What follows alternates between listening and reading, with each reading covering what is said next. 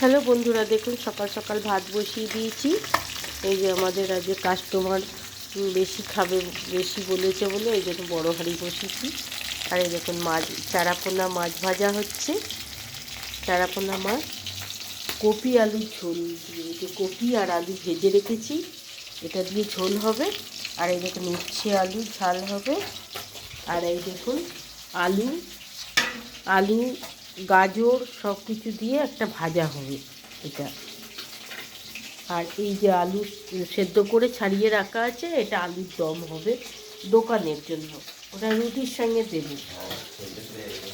আর এই যে সব পেঁয়াজ টিয়াজ সব কাটা আছে, আর দোকানের মাংসও হবে লাস্টে। এই যে